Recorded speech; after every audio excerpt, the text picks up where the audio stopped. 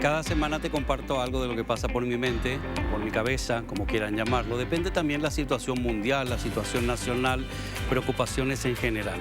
Cada semana nos pasa casi de todo en este país y a nivel mundial y me hace reflexionar en muchas cosas. Seguimos teniendo claro que es urgente, que es importante, que nos importa realmente, o estamos siendo constantemente manipulados, inclusive por los medios de comunicación o por estas eternas elecciones que estamos viviendo que nunca llegan. Primero, te recuerdo, fueron las municipales.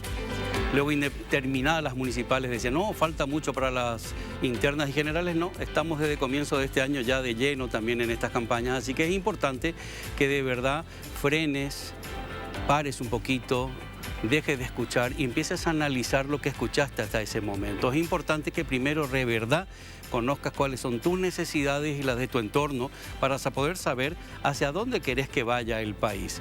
No te dejes manipular, pero para no dejarte manipular tenés que empezar a entender lo que escuchás y entender lo que lees. Y muchas veces te lo dije y te lo vuelvo a decir, aprende a leer en entre líneas. Soy muy pesado con eso, pero es que es muy importante porque muchas veces nos hablan, cuando te dicen una cosa, realmente te están diciendo otra. Así que hay que agudizar todos los sentidos. Estamos viviendo una época de unas fechas fantásticas porque va a estar en nuestras manos quienes nos van a gobernar. Así que primero tenés el primer desafío, que es para diciembre, a ver a quiénes elegimos, y luego ya las generales. Así que estate más atento, más alerta que nunca para que podamos tener un país mejor. Arrancamos.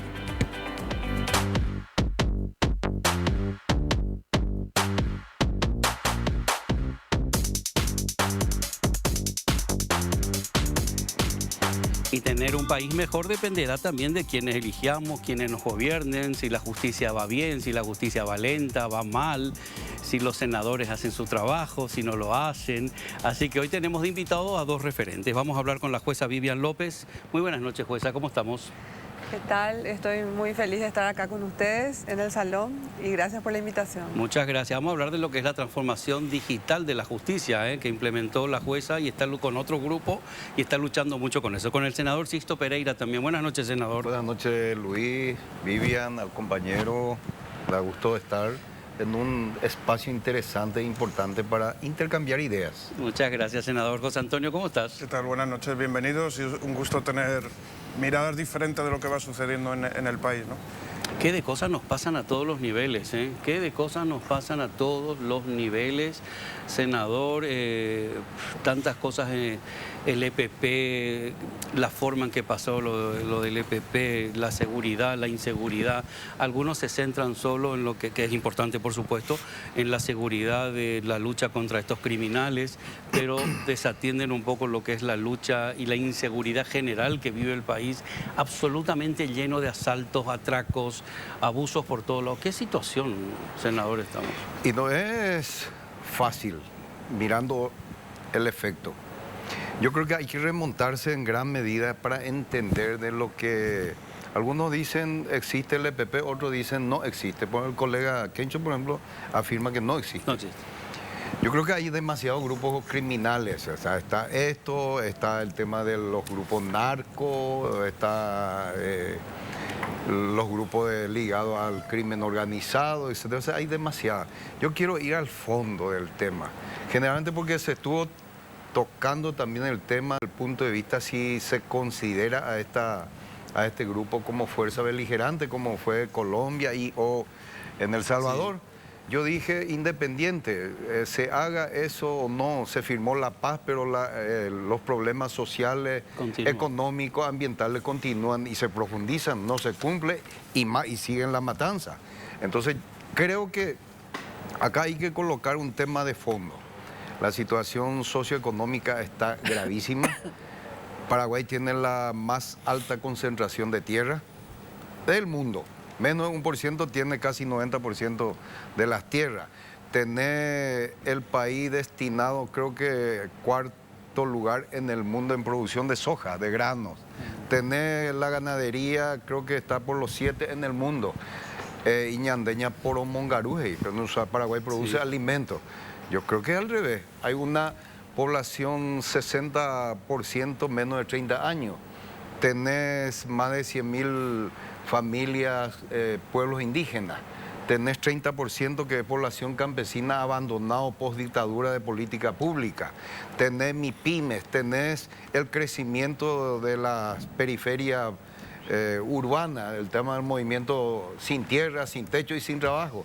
Entonces, ese tipo de situaciones es lo que hay que colocar y analizar y decir, bueno, ¿por qué se da esto? Yo estudié y me acuerdo, hay un método de Sócrates y decía la mayéutica.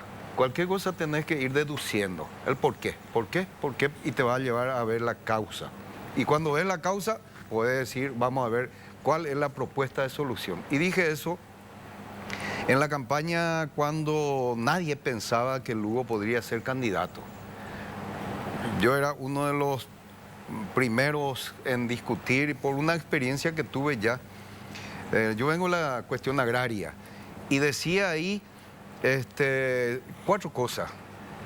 Expropiamos unas tierras después de 8 años de lucha hasta la última instancia del Poder Judicial. Entonces conozco por acá el tema agrario. Entonces ahí decíamos, queríamos hacer qué modelo de asentamiento hacer. Entonces producción diversificada de alimentos, que es lo que hace la familia campesina. Y de qué forma menos contaminante. Entonces la producción ecológica, sin químicos. Yo vengo de esa historia. Cooperativa de producción agroecológica en Juan de Mena, Cordillera. Entonces decíamos, hay que participar en las elecciones. Yo no vengo de la historia de experiencia política partidaria. Entonces decíamos, este modelo que pensamos tenemos que desarrollar en el distrito. Si en el distrito se puede ser un modelo para el país, un modelo de desarrollo nacional que sea mucho más autoabastecida, incluyente para todos y para todas. Entonces colocamos 4 preguntas. El problema, decíamos en guaraní, con la gente discutía cuál es el problema del distrito de Juan de Mena, el diagnóstico. Después, ¿qué hacer frente al problema al ¿Qué hacer como propuesta? Tercero, ¿quién va a hacer? Entonces había enfermera, agrónomo, docente, etc. Entonces, liderazgo participativo, democrático y colectivo. ¿Y cómo hacer? Sin ningún peso. Entonces teníamos que hacer una política diferente, de empezar a hablar. Esa metodología lo hemos aplicado con el tema para el proyecto Lugo. Y conseguimos. Primero, reivindicamos la dignidad del ser humano, del sector popular desamparado, tirado. Luego dignificamos el tema de la política como un medio importante para buscar el bien común. Entonces, nadie creyó. En 3 meses hicimos 600 reuniones autogestionadas en donde cada dirigente social se sentía partícipe de la construcción de un proyecto de cambio. Hemos demostrado desde abajo construir con la dirigencia, y la dirigencia liberal tenía que aceptar y llamar a convención para que Lugo se legalice, se formalice su candidatura. Luego hicimos el acuerdo. El gobierno de 4 años, en donde hubo resultados importantes en términos sociales, económicos, ambientales, integración, y poder hacerlo sin echarlo a los colorados del gobierno, que no puede luego por el tema legal. Segundo, el tema liberal y sectores de la izquierda u otro. Entonces, es un gobierno plural, democrático, en donde podés tener resultados. 14% de los grupos económicos ganancia récord que nunca consiguieron en otros gobiernos.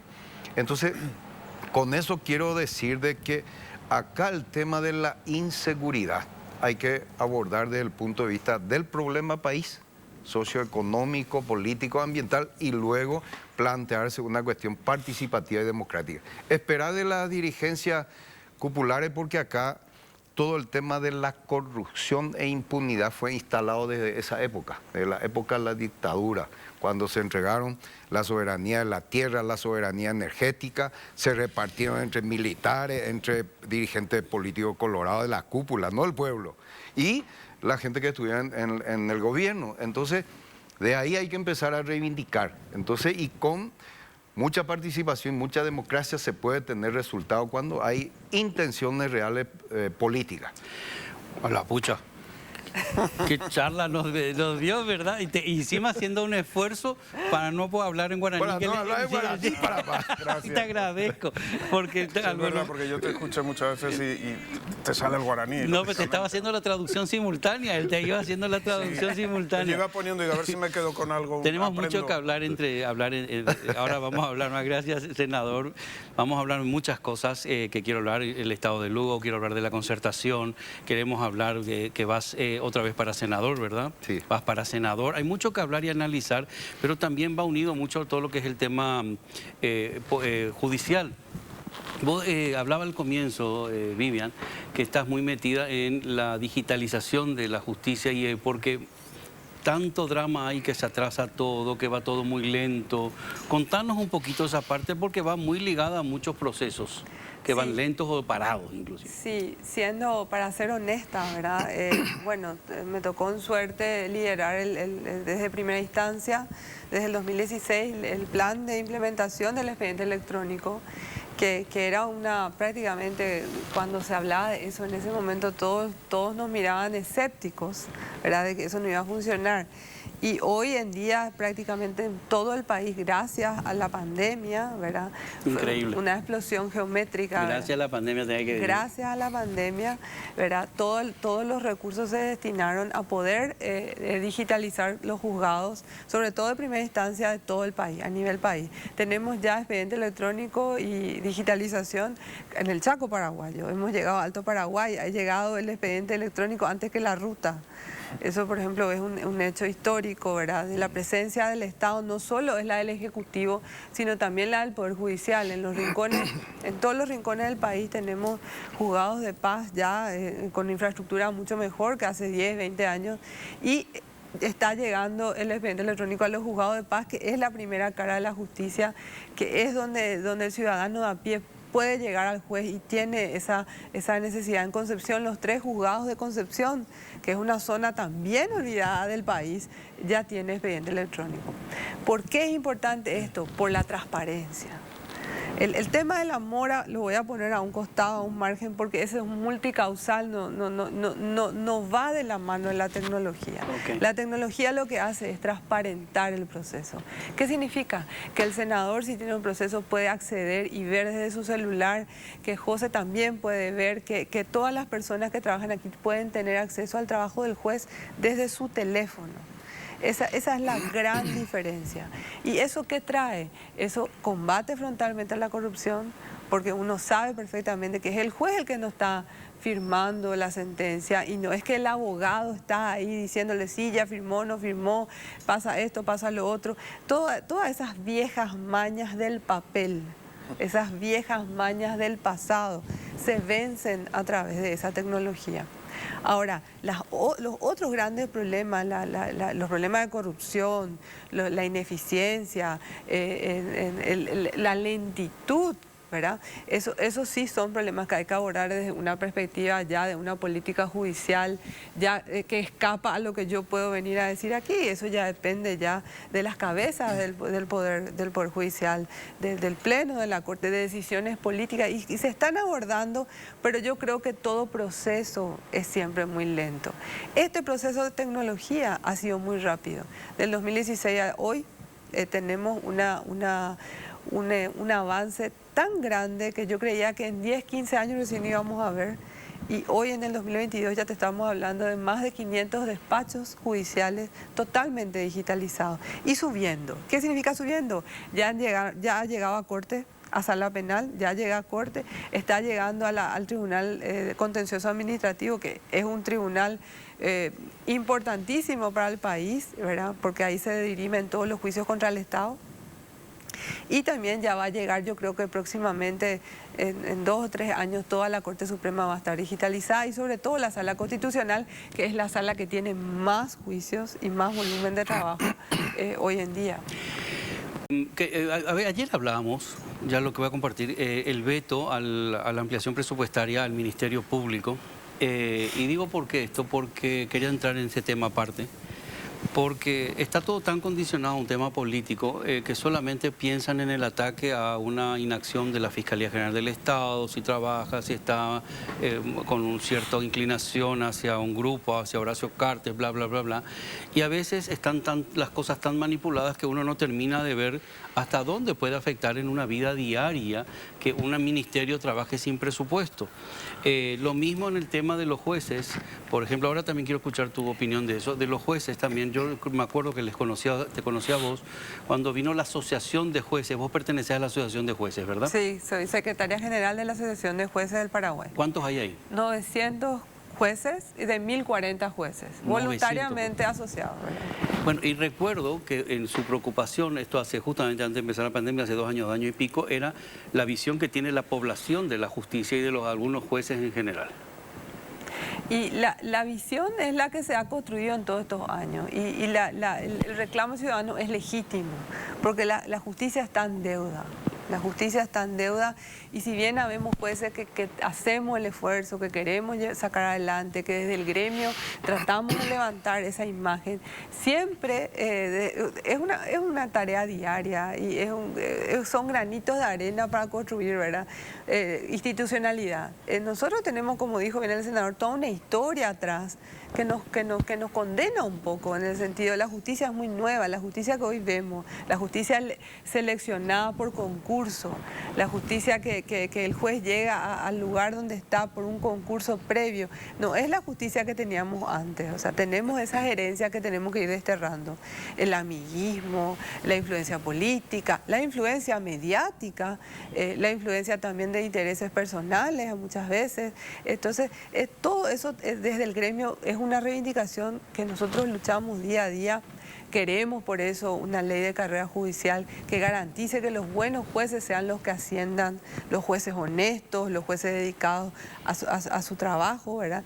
Y que también las personas que ingresen pasen por un sedazo, que se pueda garantizar que esa persona en el futuro no se va a ir por el mal camino, no va a corromperse y no va a traer más problemas de lo que ya tenemos, ¿verdad? O sea, esa confianza se construye día a día. Hace poco en Brasil estábamos y nos decían los jueces brasileros que entre los 3 poderes el poder judicial brasilero es el más respetado estadísticamente de los 3 poderes y decían ¿cómo podemos lograr nosotros eso en Paraguay? Y nos decían los jueces brasileños porque nosotros tenemos estabilidad desde que entramos.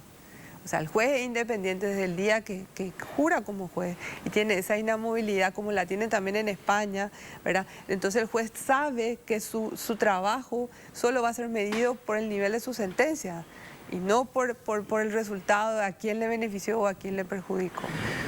Es tan complicado todo esto, senador, porque es toda una cadena tan grande de corrupción que va desde a lo mejor la autoridad más alta a, como nos llaman algunos, hasta el más común que está en la calle. Las criaturas, los niños, los adolescentes se crían y ven que nadie se va preso, que hacen significativamente y no pasa nada, de que hay como máximo en su momento, dijo el presidente, caiga quien caiga, nunca cayó nadie realmente. Ahora están cayendo algunos ministros, ¿verdad? Pero ya cuando al final de su mandato. ¿Está la corrupción en el ADN de muchos? ¿Estamos tan consumidos el país una parte por ese cáncer que es la corrupción que arrastra sin poder evitarlo? De hecho, yo creo que la experiencia nuestra en Paraguay, en términos políticos, acá se cimentó este Estado sobre el tema de la corrupción y la impunidad. Y luego te vienen organismos internacionales a intervenir. Eso se llama injerencia. Guste o no, venga de donde venga, es injerencia. Entonces, dije al comienzo la situación de Paraguay, cuando se violentó el tema para sostener la dictadura en la trilogía. Tierra en manos de militares, de personeros del extronismo y de lo que están en el gobierno. Sobre eso se cimentó.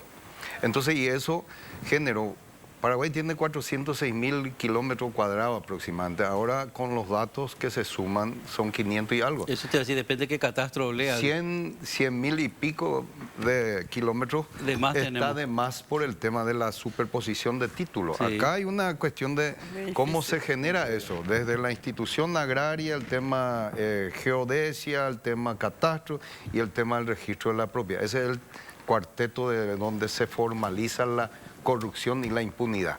En complicidad con intereses económicos, jueces no, abogados y escribanos. Ese es el cimiento de la corrupción y la impunidad. Entonces eso iba creciendo. Entonces acá el Poder Judicial es utilizado para eso.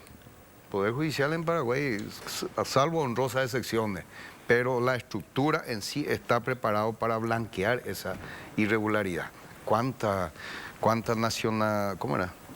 nacionalización se le da a la gente, por ejemplo, pagando? O el tema mismo... Extranjeros que vienen... extranjeros que vienen. Los documentos, puedes pedir un carnet con un Sí, ¿cómo se dice? registro. Un registro. Pagas 200.000 y ya lo tienes. Y el tema, por ejemplo, siempre fue el brazo político de los grupos económicos para formalizar y perseguir. Y eso, por ejemplo, el caso de la Fiscalía, nunca actuó como debería de ser, como garante de los intereses. Siempre se usó como garrote de perseguir las necesidades sociales, por ejemplo. Eso te quiero decir, te digo nomás porque yo estoy... Cuando decimos la Fiscalía o la Fiscala...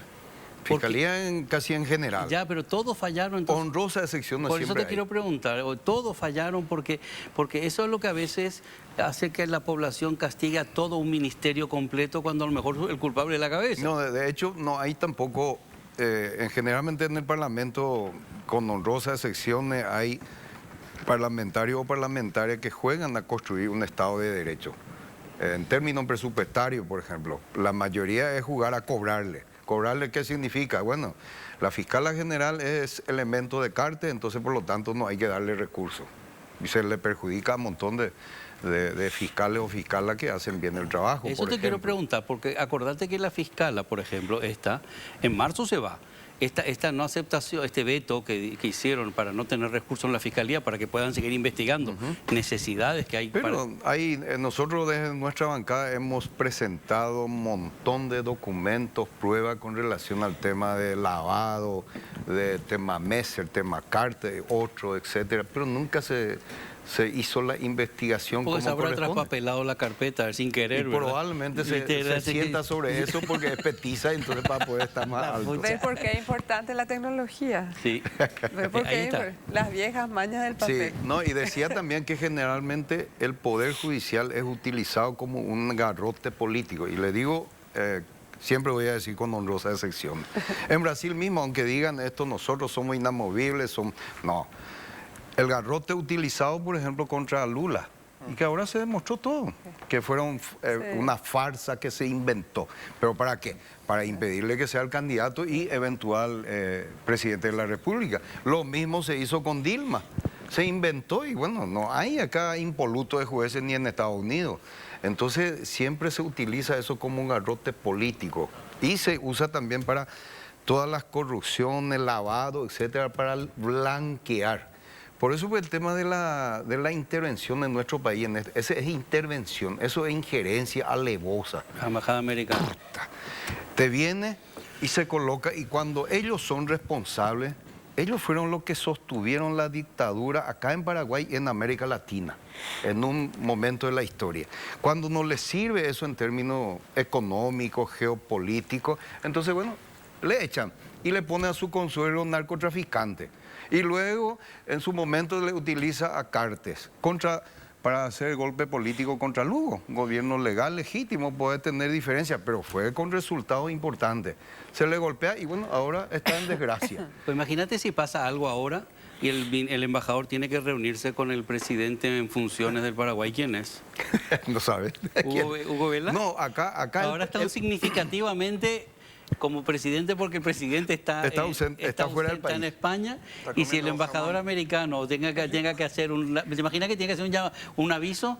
Tenemos que nombrar otro significativo, le tiene que avisar a Hugo Velázquez que va a nombrar otro. Pero una pregunta, sí. sin ánimo de defenderlo, pero si no se hubieran Metido. A veces da la sensación de que si alguien externo a toda esta problemática no habla o no dice o no suelta la bombita como hizo Estados Unidos a través de su embajador, hay cosas que no se moverían. O sea, yo entiendo lo de la injerencia, pero entiendo que si un país como Estados Unidos, que sabemos Está cómo por la olla. maneja Pero hay- el mundo, algo habrá detrás. Pero hay mecanismo y mecanismo. Está el cuerpo diplomático. Y en el cuerpo diplomático yo sé que hay sugerencias, pero no público. En forma alevosa pues, hacen estos norteamericanos. Se va en el Congreso, por ejemplo. En el Congreso se va un militar y la secretaria política de la embajada se va. A nosotros queremos que se trate el tema hidrovía y no sé qué cosa, o si no va a haber sanciones. La puta, viene y te condiciona. Entonces, ese tipo de alevosidad es lo cuestionado acá. Podés hacer observaciones por abajo sin que sea una cuestión pública, como hacen varios observaciones así a nivel diplomático. Pero yo no conozco otro tipo de así de que se haga una cuestión en forma alevosa, arbitraria. Te dice, Luis, vos está como era. Significativamente observado por el gobierno norteamericano. No te voy a dar tu visa. No la quiero tomar. Pero pensáis que antes de hacer ese tipo de anuncios no hay ninguna instancia en el gobierno en general que Pero Marito supiera dijo que no todo eso? sabía. Lastimosamente el tema pues, está muy corroído el tema. Entonces vos no podés decir acá es patrimonio exclusivo de la corrupción, la impunidad, el lavado, el Partido Colorado. Está transversalmente colorado está entre claro. los liberales, el gremio empresarial. Hay candidatos ahora en este momento que son de dudoso origen sus bienes, por ejemplo. Candidatos a parlamentarios. Están en el gremio que no pagan empresarial. créditos. Y vos ves, la pista clandestina está en la chacra de Sisto Pereira. No. Está en las grandes haciendas, en los grandes sojales, etcétera. Y vos no retirás créditos multimillonarios y no pagás. No puedo de San Cristóbal.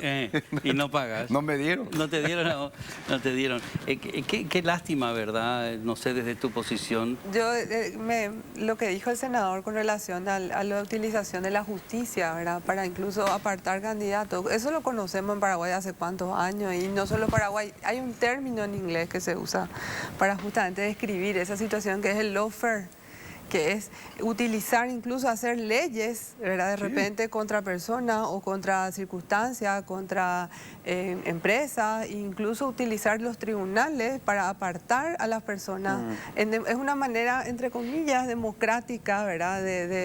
Usando las reglas de juego existentes, ¿verdad? Echa la ley, echa la trampa. A lo que me refiero es que no es una cuestión solo de Paraguay, Claro. solo regional de Sudamérica o solo latinoamericana.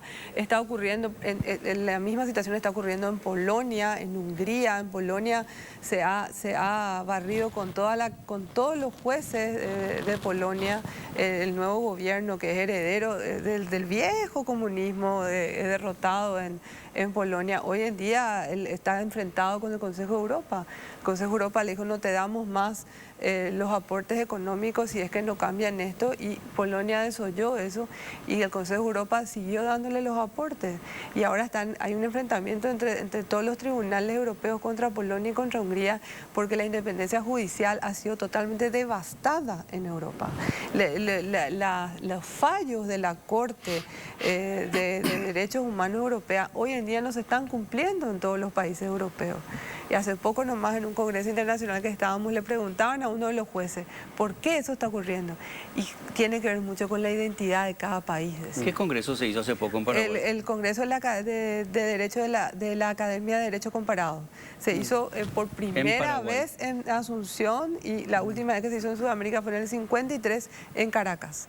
Nunca se hizo en otra ciudad, y eso fue un honor para Paraguay. Asunción se convirtió en la capital mundial del derecho por una semana, y este juez decía, depende de la identidad y de la idiosincrasia de cada gobierno y de cada país, decía. Y en Europa tienen muchos más problemas que nosotros, porque tienen problemas de idioma, de religión. ¿Participaste en el congreso? Sí, la Asociación de Jueces estuvo como comité organizador juntamente con el CD, con el otro José Antonio Moreno, que fue el que trajo el congreso al Paraguay, y estuvieron 1.300 personas al mismo tiempo, estuvimos ahí, ¿verdad?, durante una semana, y se discutieron estos temas.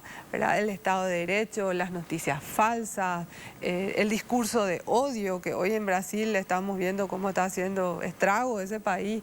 Mismo en España veía hoy como también una diputada española hablaba de cómo el discurso de odio crea odio y al final en una crea violencia también. Crea violencia, ¿verdad? Entre vecinos, en una misma calle, en un mismo barrio, en una misma comunidad.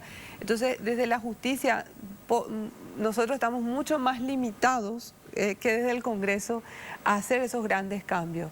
Pero un juez, cuando hace una sentencia, emite un mensaje. Su sentencia es un mensaje a la sociedad. Entonces, los jueces tenemos la obligación que cuando nos toque, tenemos que dar ese mensaje de construir institucionalidad, construir democracia, mantener esos valores democráticos que están en nuestra Constitución y hacerlos cumplir. Ese es el rol de los jueces desde donde les toca. Qué complicado es todo, de verdad. Es que es muy complicado. Es muy complicado. ¿Te marea todo? No, porque es muy complicado porque luego la calle está desesperada, la calle se queja de los jueces, se queja de la justicia en general, se queja de los que... Pero la queja es buena. La queja es buena porque la queja es legítima, la queja refleja lo que la gente espera. Eso no quiere decir que podamos darle todo lo que la gente espera. El juez no es un cargo de concurso de popularidad. El juez generalmente, ambas partes están enojadas. La que ganó y la que perdió. Nunca se le da gusto. O sea, desde el punto de vista del juez, es un trabajo muy ingrato, ¿verdad? Es muy ingrato. Decía yo al comienzo, estamos en esta campaña política general de internas, de no internas, como quieran llamarle, que no son hasta diciembre. La concertación creó mucho revuelo, algunos éramos muy atacados porque cuestionábamos ciertas cosas de la concertación, no la concertación en sí.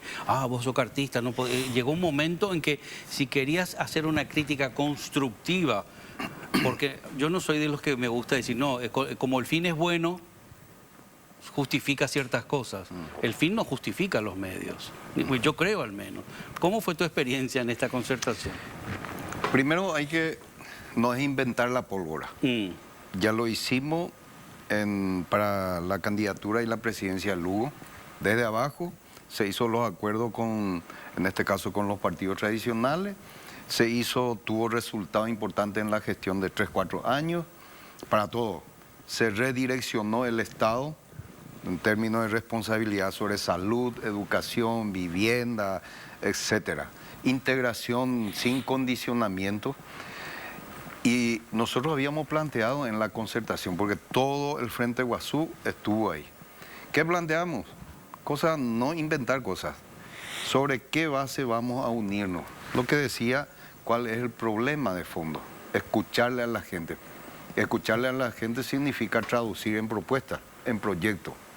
O si no es oído sordo. ¿Y qué habes o sea habes? Entonces, ¿qué es lo que hicimos? Efraín, Efraín hace casi 3 años estaba haciendo campaña. Y lo único que hace. Y el tema es lo siguiente. ¿Qué otra cosa Tengo hace? que decir, yo soy muy directo. Se coloca en su egocentrismo, está en primer lugar. No es el país. Si nosotros creemos en el problema país, solución al problema país, deberíamos de sentarnos cuatro partidos que tengamos posiciones diferentes sobre qué podemos acordar sobre este gran problema. Es el programa lo que se hizo en el gobierno de la alianza con Lugo. Sí. Bueno, después ¿cómo? Y en la chapa pues tenés que tener una visibilidad. ¿Qué dice él? Yo me defino centro derecha.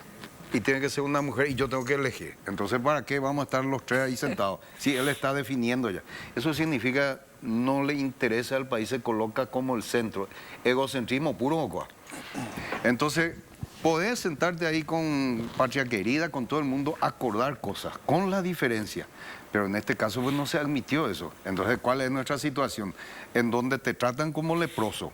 Porque la fuerza importante sigue siendo una de las figuras y convocante en términos electorales y credibilidad. El Lugo, 60% aún. Después hay un estudio que nos cayó, casi 40-50% decía la gente encuestada, que no es una encuesta nacional, a nivel internacional dice, nosotros estamos en condiciones de votarle a gente no tradicional, a la izquierda. ¿Qué dicen de la región? Y te dice la misma cosa lo que fue aquella experiencia. Quedan 2 países, exacto. El resto es todo Entonces, izquierda. no se le escucha eso. Entonces se pone, ¿y qué cambio puedes hablar? Entonces te dice, el que no está con nosotros está con el Partido Colorado. Es un argumento simplista. Irresponsable, puedo decir, a esta altura del campeonato, porque acá está en juego la situación de recuperación de la institucionalidad de derecho, del Estado. Está corroído por la corrupción, la impunidad, el lavado. Entonces necesitamos recomponer. ¿Quiénes son los que deben recomponer? Y esa gente que debe ser escuchada. Y acá no le quieren escuchar al pueblo. Ese es el problema de fondo. Ahora, quieren usarle. Por eso el tema de 4 candidatos en donde en nombre de la transparencia y la participación dice, fulano es la chapa elegida democráticamente. Democráticamente. ¿Pero qué chapa? Eso no es y democráticamente, ¿verdad? Ahora seguimos hablando del tema porque quiero profundizar un poquito más en el tema, o mucho en el tema. Ahora volvemos en un momento. Que mucho hay que seguir charlando y hablar de tantas cosas. Una de las cosas que ahora hablaremos también es de la cantidad de proyectos que se encajonan por intereses partidarios y no por intereses generales también. Cuando te dice, yo pienso en la población y mentira. Luego tienen que llamar, votar según quien le dice. Y ustedes puede ser que pierdan un poquito de fuerza en el Senado, en el Congreso, senador. A ver cómo encajan este último tramo. Vamos a hacer algo importante, que es hablarte de la mejor inversión que hay. Así que asegura tu tierra, tu piso, tu casa. Bueno, me voy hasta Cacupé. Vamos a Cacupé. Vámonos a Cacupé. Urba trae un nuevo lanzamiento en Cacupé, que es Fracción La Serena 2. Tiene todo lo que buscas. Cierto. Está ubicado en el barrio San Felipe y está a pocos metros de la ruta Pirayú, Cacupé, y de la ruta número 2. Zona totalmente poblada, situada junto al Club 1 de Enero, y además tiene un montón de servicios ya establecidos, como hay una comisaría, hospital, la terminal de ómnibus, escuelas y comercios. Puedes elegir el lote que quieras a cuotas corridas sin reajuste. Importantísimo esto, sin sustos. Claro que es importante. Concesión inmediata a sola firma, ideales para casa quinta, vivienda o inversión. Puedes encontrar el plan ideal para tus objetivos y paga tu primera cuota con Urba. ¿Que querés agendar una visita y ver tu terreno? Claro que Podés llamar al asterisco 8722. Ahora ya mismo. Que además es gratis desde cualquier compañía. O al WhatsApp directo 021 20 46 46. Aprovecha, porque invertir en tierra es el mejor ahorro. Urba Inmobiliaria, traemos desarrollo. Traemos desarrollo. Che, ¿qué de cosas hablábamos un momentito, pero ahora que estamos hablando de Urba, todo el tema del catastro, la cantidad de cientos de miles de kilómetros que hay más? ¿Qué de corrupción? Catastro y registro. Y registro público. ¿Qué hacen esas dos entidades separadas? Ahora hablamos de eso, pero ahora hablamos de eso, sí, porque está también la ley Riera Zavala de invasión de tierra. Hay muchas cosas que queríamos hablar. Estamos en ese momento de la concertación, Efraín, candidato, me salgo, me entro, ahora apoyo. ¿Qué quedó al final? ¿Cómo estás ahora? Primera cuestión de que a nosotros, digo, el partido de Coyollá tenía que tomar decisiones políticas para ser coherente en este. No es simplemente alternancia con contenido. Y contenido significa redireccionar política pública de Estado. Y eso no encontramos en la concertación. Entonces no hay democracia, no hay participación, no hay transparencia. Nosotros no entendemos qué se hace ahí, qué hacen el resto de los partidos cuando simplemente ahí se discute cómo definir la chapa y punto, donde no hay participación. ¿Qué se hace de una gran parte de la sociedad? Nosotros creemos que el Frente Guazú es garante en el proceso de cambio para gran sector de la población del país. Por lo que fue la gestión en el gobierno de Lugo y segundo, nuestra gestión en este Parlamento. Tratamos de aportar política pública, no simplemente hacer pequeños proyectos. Entonces, creo que en ese sentido eso no genera ninguna confianza para el cambio. Primero, para mí es un retroceso. Es un retroceso a la historia de lo que fue en el 2008. Hubiera sido mucho mejor mejorar lo que no se pudo hacer bien en ese momento. Entonces, por esa razón, salimos 5 partidos del Frente Guazú y hemos buscado con quién coincidir en términos programáticos, la chapa y el cogobierno, con participación de la gente. Y ahí discutimos con Euclides. Se puede decir un montón de crítica, nadie es puro acá. Entonces hemos coincidido en términos del programa, de lo que hemos hecho no es inventar la pólvora. Querella Euclides. El tema central en este gobierno, futuro gobierno, es el tema agrario, la reforma agraria. Sanear jurídicamente la situación caótica de la tierra. Ya no puede continuar y eso depende en gran medida de la voluntad política del gremio empresarial, fundamentalmente. ¿Por qué digo? Porque nosotros hemos planteado esto, hacer el catastro nacional como una herramienta constitucional y luego la mensura judicial eventualmente cuando hay conflictos. Entonces, ya lo hicimos en el gobierno de la Alianza con Lugo, empezamos en el Chaco a ver las tierras de frontera y nos trancamos, entre comillas, en Ñacundaí, Alto Paraná. Cuando sectores en el Congreso de Patria Querida, Partido Liberal, Partido Colorado y UNAC dijeron el gobierno de Lugo está persiguiendo al desarrollo, a la producción. Y no era eso, nosotros queríamos empezar a ver un poco la situación de ordenar el tema, la situación caótica. Eso es un tema central, el desafío mayor para tratar de buscar sanear. Acá con medida, como planteaste fuera de micrófono el tema de Zavala Riera, con medida represiva acá no se soluciona. No, ahora no fue fuera de micrófono, ahora en el micrófono. Ah, con micrófono. Ahora con micrófono. Continuamos hablando fuera de micrófono. Te acabo de consultar ahora eso, Riera. Entonces, con esa medida represiva no se soluciona. Acá tenés que buscar hacer un consenso político. Principalmente, siempre digo, el sector económico empresarial. Acá el tema del lavado pasa por el tema de tierra, ganadería, soja, recursos minerales. Son 4 intereses fundamentales que hace al tema para tratar de sanear y eso hay que combatir. Y mientras no haya esa voluntad política, acá no se va a solucionar con leyes que se presenten con medidas represivas. No se va a solucionar. Entonces, ¿por qué acá hay una complicidad? Primero, ¿qué tiene que hacer, por ejemplo, un fiscal? Yo hablo con propiedad. Tiene que revisar. O sea, Sisto Pereira, propietario, presenta en la fiscalía. Bueno, la obligación del fiscal es hacer todo el estudio, buscar si en registro de la propiedad, catastro, etcétera, ver eso. Luego, si se afirma que es tierra privada, tiene que desde el Estado buscar salida. Y luego, como último paso, el tema represivo. Y acá lo primero que se hace es la medida represiva y no se hace el tema de estudio previo para garantizar el derecho de las partes. Porque no puedes solamente garantizar el derecho del propietario, sino que de tus compatriotas, problema social. Entonces, eso hemos instalado en el tema de la concertación que no tuvo eco. Segundo, en el tema de, en este caso con la chapa Gallo Querey,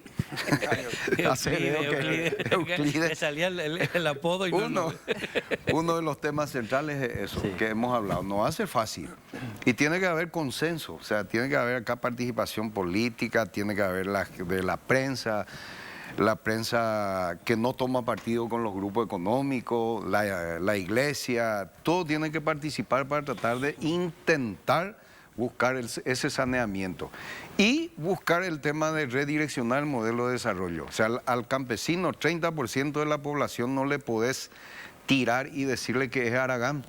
Tiene que haber investigación de tecnología apropiada, tiene que haber financiamiento estatal, tiene que haber industrialización, tiene que haber infraestructura y tiene que haber intervención y regulación desde el Estado para el tema del mercadeo. Tiene que haber eso, sino que yo tengo que producir caña dulce, tengo que saber dónde vender, a cuánto vender y qué me tiene que comprar, como fue cualquier gestión de Estado que vela por los intereses de todos los paraguayos y paraguayas. A mí me gustaría ahora quiero hablar un ratito con la jueza, me gustaría hablar luego, y no quiero olvidarme, a ver si lo apuntamos ahí, del tema derecha-izquierda, de demonizar lo que pueda hacer la izquierda, lo que pueda hacer, inclusive te hablan de comunismo, derecha-izquierda, para desprestigiar o no un partido o unas ideas, y a veces si le llegas a preguntar a alguien, ¿te gusta la izquierda? No, y le preguntas ¿por qué? No te sabe explicar qué es derecha-izquierda, luego me gustaría saber tu opinión de eso. Escuché muchas veces, en Paraguay tenemos ya las leyes suficientes, no hace falta más leyes, solamente aplicarlas. ¿Cómo se vive desde dentro el escuchar eso? Que no se aplican las leyes, este juez fue muy leve, el día que la ley se cumpla, que la jueza, que el Poder Judicial empiece a hacer su trabajo. ¿Qué planteamiento hay para estos años que vienen? Bueno, ya sé que vos no podés representar a todos, pero no, me gustaría saber tu opinión de esto. En cuanto a lo que decía el senador, ¿verdad?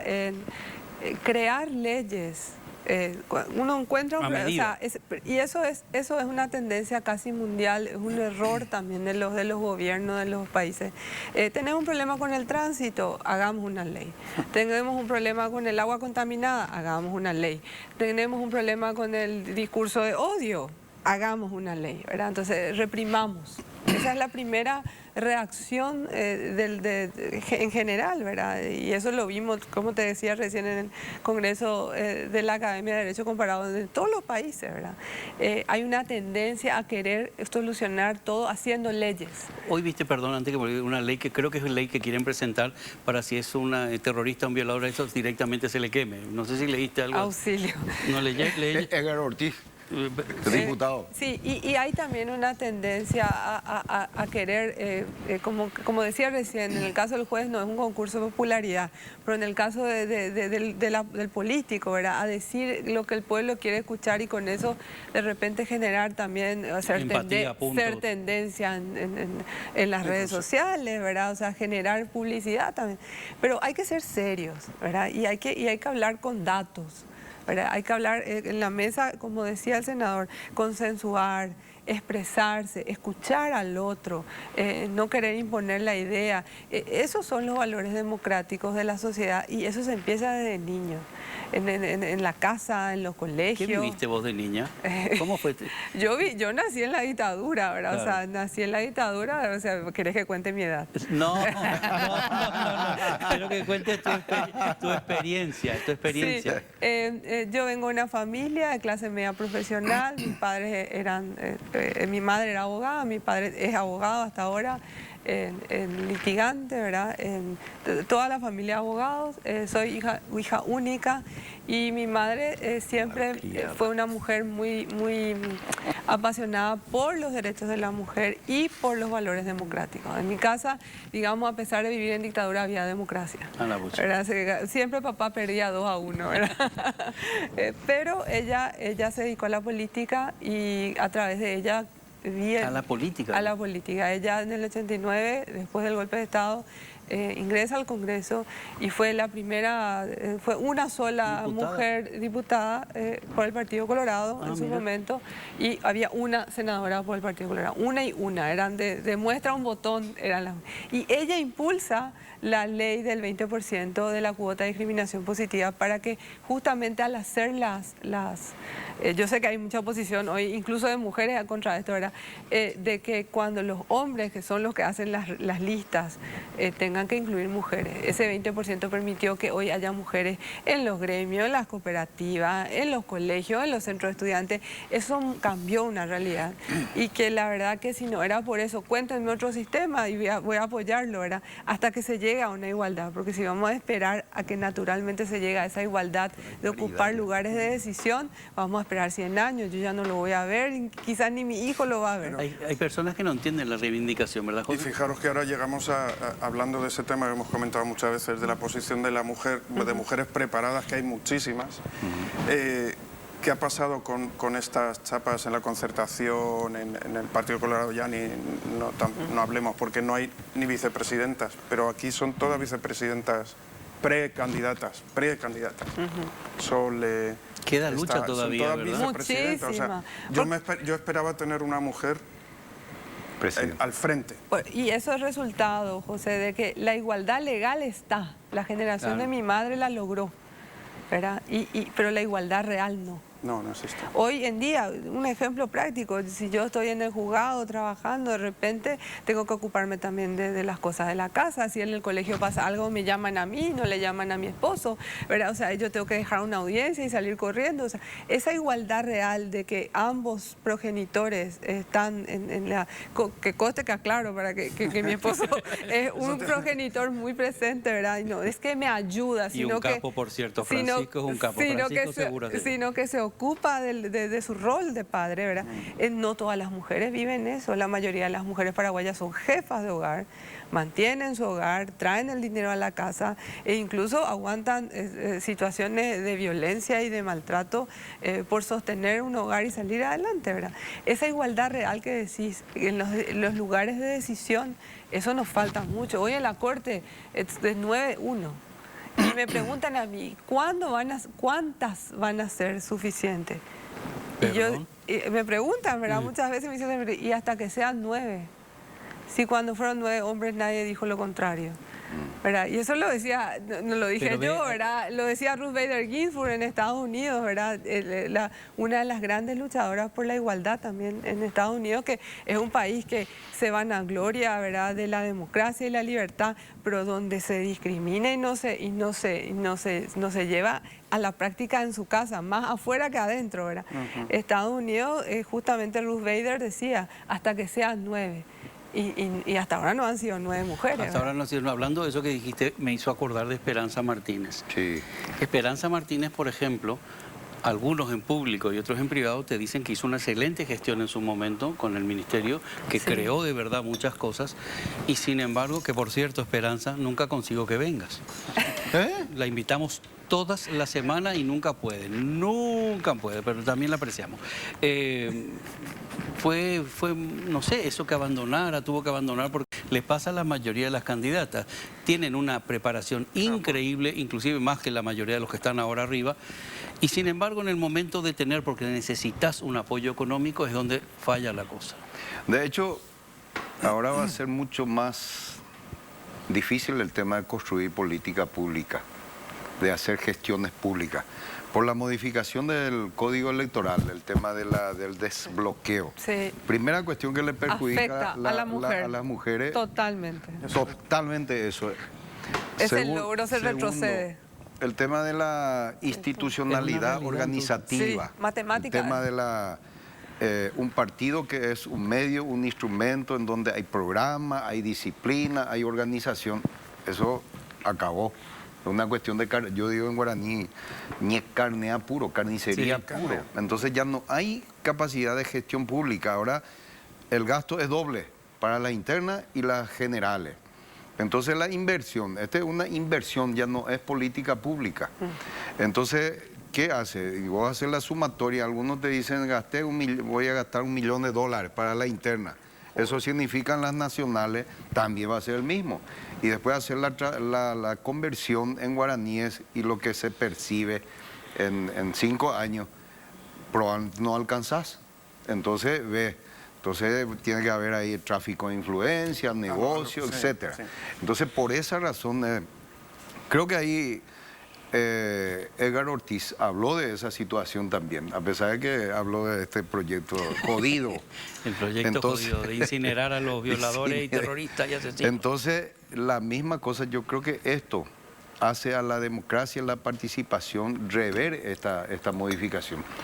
Para nosotros del Frente Guazú, la lista sábana, como se decía, eso nosotros discutimos colectivamente quién va a ser el candidato o la candidata y luego discutir en base a la construcción, a la experiencia, los espacios, no en base a si esto tiene 1 millón, vos tenés 500 el segundo, el otro. Eso fue lo que motivó, pero creo que ni a la inversión no le conviene este tipo de gestión de Estado. Porque ahora cada uno tiene que garantiza, luchar, cada uno te negocia, o sea, ya no hay institucionalidad. O sea, entonces hay que rever esa ley. Pero ¿serías partidario de hacer algún, no sé si retroceder o qué hay que cambiar? No, hay que buscar mecanismos de mayor transparencia, porque en nombre de la transparencia, el control, la participación de eliminar figuras de escombro era esto, pero es peor, porque acá se da directamente el que tiene. El que tiene plata. El que tiene, y ahí el origen.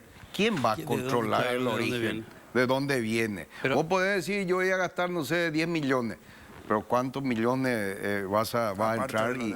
Bueno, quiero hablar de dos cosas más antes de ir al corte. Luego, hay un brazo político de los terroristas y el futuro de Frente Guazú.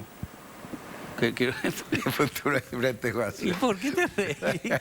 Quiero escuchar. La bola de No, cristal. sí, era ¿cómo era? La extinción. No, yo no dije eso, yo hablo de un futuro. Vamos a un corte y ahora volvemos.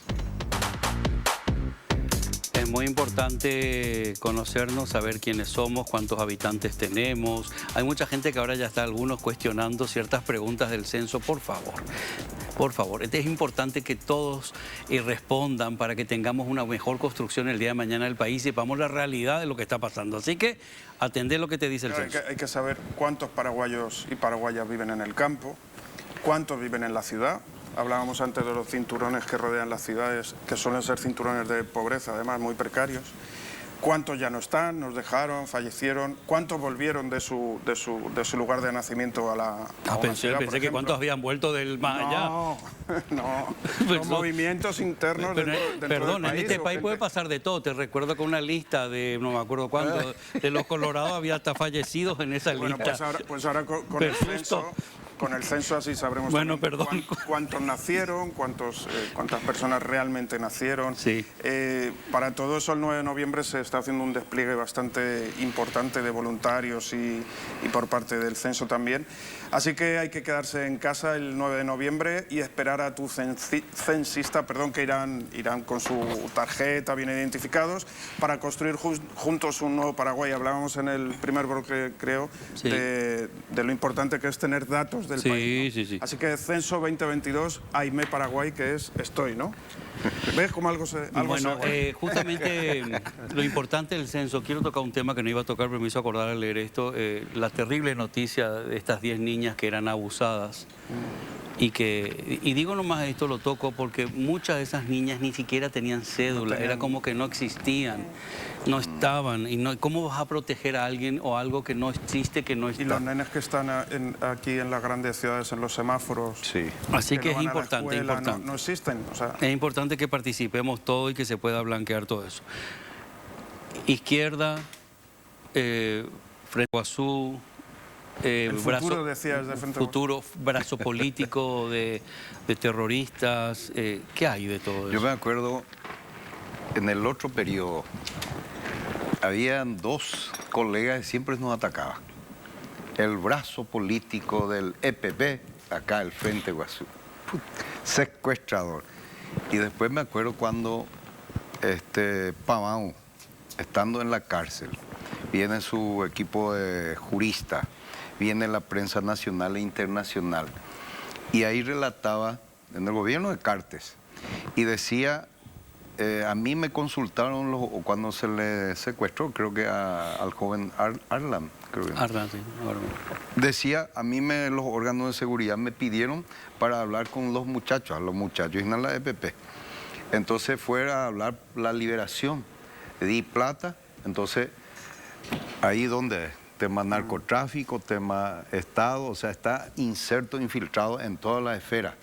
Entonces yo intervine en forma jocosa y dije, a la mitad, y nosotros éramos el brazo armado del EPP. Y ahora resulta ser que había sido el gobierno mismo, los órganos de seguridad, y acaba de decir Pavão, el que el propio Carter le pedía. Y sumando a eso también, Urbieta, Félix Urbieta, secuestrado, su sobrino, que era intendente de Orqueta, vino a hablar con Pavão para interceder y buscar cómo hacer negocio por el secuestro de su tío. Entonces acá una cuestión de joda. Entonces, ¿qué quiero decir con eso? Nosotros creemos que el Frente Guasú tiene clarísimo una propuesta de desarrollo nacional incluyente, no es el invento de la pólvora. Planteamos proyectos de leyes que hacen a la política de Estado, por ejemplo, el caso de política tributaria, o el tema de la solución jurídica del tema de la tenencia de tierra, salud pública, educación pública, que haya mayor presupuesto a los indígenas, al tema ambiental. Acá hay ministerio del ambiente, de los indígenas, agricultura, no sé, de lingüística, etcétera, poco o nada de presupuesto, y son los temas clave de fondo.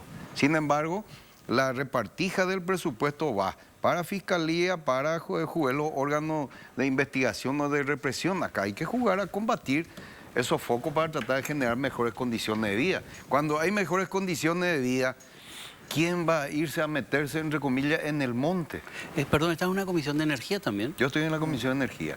Y nosotros vemos ahí, acá el tema ambiental, por ejemplo, una situación caótica. Vos tenés la cuenca del Tebicuari, los humedales de Ñembucú, el Valle de Tupapá, tenés acá Cordillera, todos los humedales, ahí entran inversiones de capital nacional y extranjero, te hacen canalizaciones, secan los ríos, secan los humedales, a costa de los intereses de la mayoría de la población. Sin embargo, los órganos que deberían administrar eso no tienen presupuesto. Entonces, cuando no tienen presupuesto, lo poco que hay, negocian, transan con los grupos económicos. Entonces, ahí el protagonismo de la ciudadanía fue fundamental.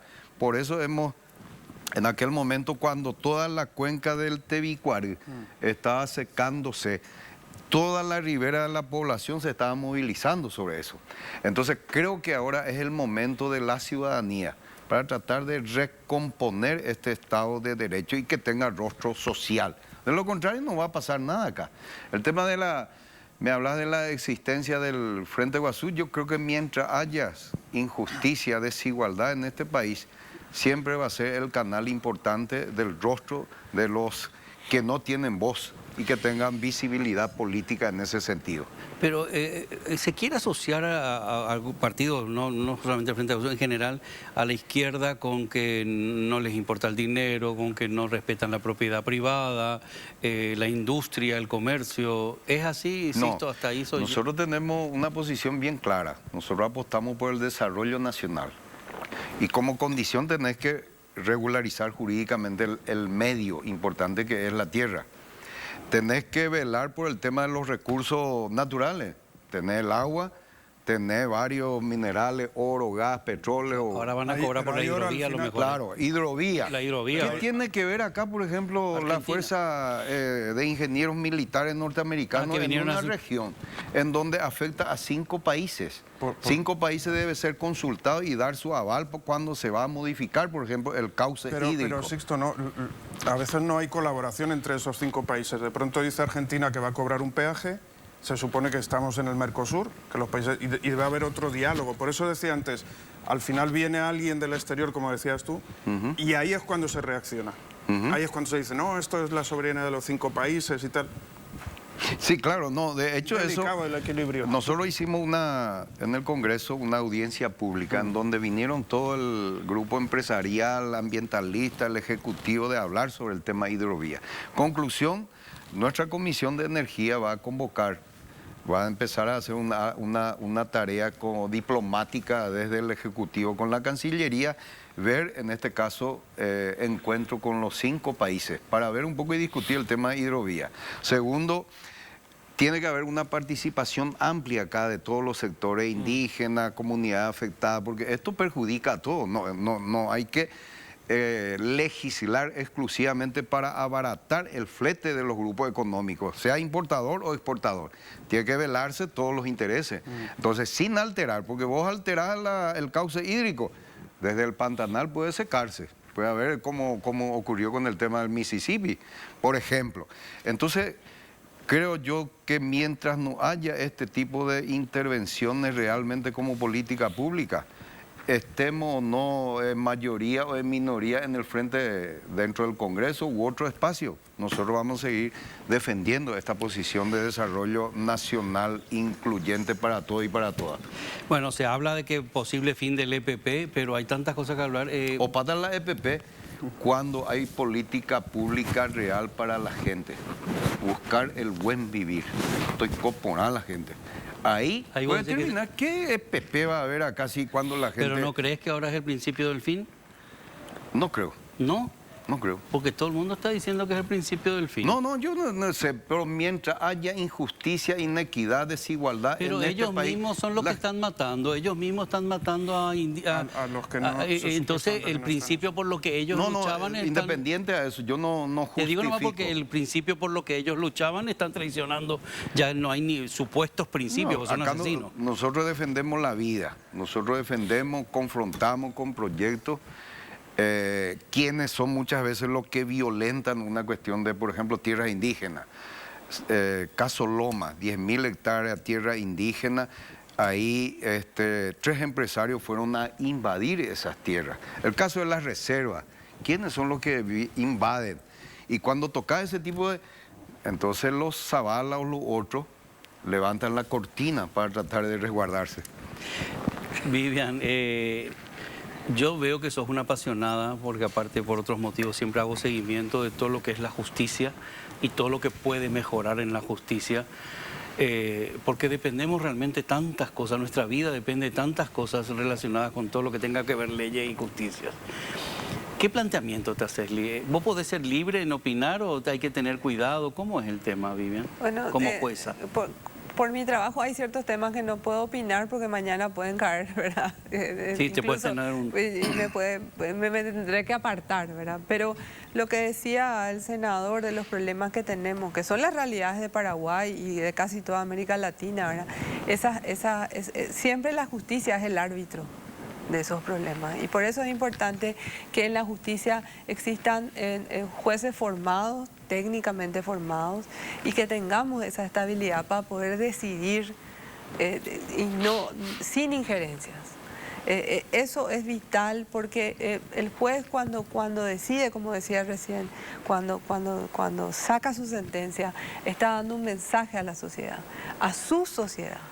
Y su sociedad es un amplio abanico de personas, no solamente un grupo de personas, ¿verdad? Entonces, cuando los jueces decidimos desde donde nos toque, desde el norte, desde el sur, desde la capital o incluso en la Corte Suprema, los jueces de la Corte Suprema, porque no olvidemos que los ministros de la Corte son jueces, ¿verdad? Y están decidiendo qué rumbo va a tomar un país y qué rumbo va a tomar su país. Por eso es importante que esa formación, no solamente académica, sino una formación integral de buenos y buenas paraguayos, de buenos paraguayos y buenas paraguayas ocupen esos lugares de decisión. ¿Qué podemos plantear? Yo creo que el entrenamiento tiene que ser permanente. Por eso desde la asociación nuestro compromiso número 1 es con la capacitación. Un juez no puede estar ajeno a lo que dice la Corte Interamericana de Derechos Humanos, no puede estar ajeno a las decisiones del Tribunal Europeo de Derechos Humanos, tienen que estar en el mundo, tienen que abrirse al mundo, tienen que salirse solo de ese código, ¿verdad? Local, y tienen que ver lo que está pasando. Un juez debe estar informado, debe estar al día con las leyes. Todos los días tenemos leyes nuevas, ¿verdad? Y todos los días, incluso hay abogados que hoy en día de repente con la generación de leyes tan rápida no estamos al día, y eso es muy... Por eso el juez es el que tiene que estar más entrenado y más capacitado. Ojalá algún día empecemos a ver sentencias ejemplares de verdad a los corruptos. Y la sentencia, yo sé que es un poco escéptico lo que te diría, ¿verdad? Pero las sentencias cambian vidas. La sentencia de la Corte Suprema de la Sala Constitucional del acceso a la información cambió el Paraguay. A partir de esa sentencia, que ya tiene muchos años, todos sabemos cuánto ganan todos. Ya los sueldos dejaron de ser secretos. ¿Cómo se vota? Sí, esa sentencia fue la que generó después la Ley de Acceso a la Información y hizo un cambio de transparencia brutal en Paraguay. Bueno, lamentablemente... ¿Nos tenemos que ir a un corte? No, nos quedamos cortos ya. Nos quedamos. Sí, ya. Corto. Lamentablemente tenemos que ir al confesionario. Ok. Uy. Pues entonces otro día vamos a hablar del tema de los abogados chicaneros. Que hoy se publicaba un resumen de la sentencia que habían hecho de la Corte Suprema de Justicia sancionando a esos abogados que utilizan lo que pasa pequeños resquicios. Sí. Por eso te decía que la mora es un tema... Ok, vamos a ir a... ¿Cuánto llegamos a tu pregunta? No, vamos a un confesionario que es para relajar un poquito la cosa, así que respiren hondo, tienen que contestar cada uno 30 Vamos preguntas. a hacer en paralelo. Ay, Sí. Es rápido, cortito, rápido. me retan acá porque me voy siempre hacia... preguntas, 30. 30 preguntas, solamente tienen que contestar sí o no, quedan muchas cosas. Al terminar el cuestionario, para que vayan pensando también, les voy a pedir que mire cada uno a una cámara y que dé un mensaje hacia la audiencia. Vamos a empezar, siempre hago la pregunta, contesta Vivian y luego por favor. el senador. Senador, y así vamos... Vamos ya al cuestionario, rápido, Venga. confesionario. ¿Tuviste alguna discusión reciente con algún político, No. senador? No. ¿No? ¿Ni una discusión? Con nadie discutes. Bueno, No, en estos momentos. Reciente, dijo. Ahora no. ¿Tus padres te descubrieron alguna vez haciendo algo vergonzoso? No. Nunca. Nunca. Algunos no deben bolear en esto. ¿Te No. consideras una persona nerviosa, Vivian? No. ¿No? Senador, ¿nervioso? Nervioso y sé administrar. ¿Sí? Ah, pero Sí. eso es bueno. Vehemente ¿Tenés no. alguna manía que solo realizas estando sola? ¿Algo? ¿Algún hobby? ¿Algo que solo quieres estar sola para...? No. ¿No? ¿Senador? Quiero escuchar música. ¿Qué música, ¿Eh? ¿Qué? Variado. Ah, bueno. Música paraguaya, música latinoamericana. Ah, bien, bien. ¿Tienes algún secreto que no le hayas contado ni a tu mejor amigo o amiga? Sí, por supuesto. Ah, la pucha. Todos tenemos Sé secretos. guardar. ¿Pero tenés secretos? Claro. Sabe guardar. Vamos rápido. ¿Crees en las mentiras piadosas, jueza? No. ¿No? ¿Senador? Algunas veces sí. ¿Sí? ¿Te consideras una persona feliz? Sí. Muy feliz. Qué bien. Si pudierais borrar alguna experiencia, si pudierais borrar alguna experiencia negativa de vuestra vida, ¿lo haríais? No. Nada. Nada, ni lo negativo. Mira. Se aprende. De todo se aprende. Claro. ¿Has tenido algún trabajo que odiases? ¿Habéis tenido algún trabajo que odiaseis profundamente? No. Tampoco. Qué suerte, qué bueno. ¿Os llegó a decepcionar alguna persona así profundamente? Ella. ¿Llegaste a decepcionarte de alguna persona eso? Sí, eso, y yo leí mal. No. Leíste vos bien y yo mal. Que llegaron a decepcionar y yo leí mal. Sí, sí. ¿Sí? Sí. También. ¿Te consideras una persona interesada? Que te acercas a otras personas por lo Esta que puedas pregunta conseguir. nunca entendí, che.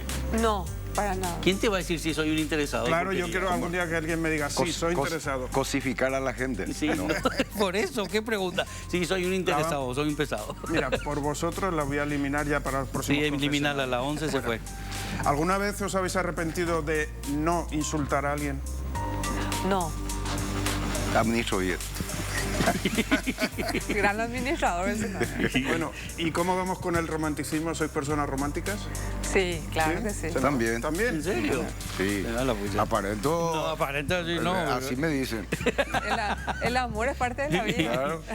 Esta pregunta, aunque está enfocada a la política, pero sería en la profesión de cada uno, ¿no? ¿Tenéis algún adversario político en la justicia, lo que sea, con el que no os gustaría debatir, que no te gustaría sentarte? Sí. ¿Sí? Yo puedo debatir con todos. Muy bien. Porque administras, como dicen, ¿no? Administro y cuando Pero- uno tiene seguridad de de su Pero la posición. pregunta es, ¿gustaría? O sea, si me dan la opción, prefiero no. Claro, siempre hay alguien con el que no te quieres sentar, Sí. no quieres debatir ni te interesa, ¿no? Ah, ni me interesa, esa es la palabra. ¿Hay alguna habilidad que os gustaría poseer pero nunca pudisteis desarrollar? Sí, ¿Qué? tocar el piano. Anda.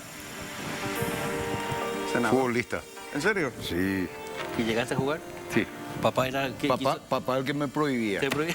Papá quiso ser arquero y era horrible como arquero, así que decidió hacer otra cosa. Esta pregunta, ¿sois fieles a vuestra ideología política? Aunque desde el punto de vista del juez, Bueno, ella Sí. no dijo cuál tampoco. por eso, pero bueno, Eso es la íntima convicción de cada uno y sí. Trato de ser coherente. ok. ¿Dormís tranquilos? ¿Os deja la conciencia? Sí. Duermo Sí. rápido. A patas. A la pucha, qué suerte. Sabes que yo no duermo nada, es un desastre. ¿Sois personas prejuiciosas? No. ¿Os tomáis el tiempo para...? No podría ser juez. Decirle a ella, al joven, que Sí, acelero. La jefa me está hablando por acá. no sé, que se fue la noche ya casi. Bueno, ¿sois adictos a vuestras redes sociales? No. ¿No? Medianamente. Regulo, administro. En Administro. Está algún bueno momento- eso, ministro, me está gustando. ¿En algún momento habéis sentido la censura? Sí. Yo no. ¿Sois religiosos? Creo en el ser humano. Ok. Creo en Dios. ¿Tenéis alguna deuda con alguien política o económica? Yo no. No.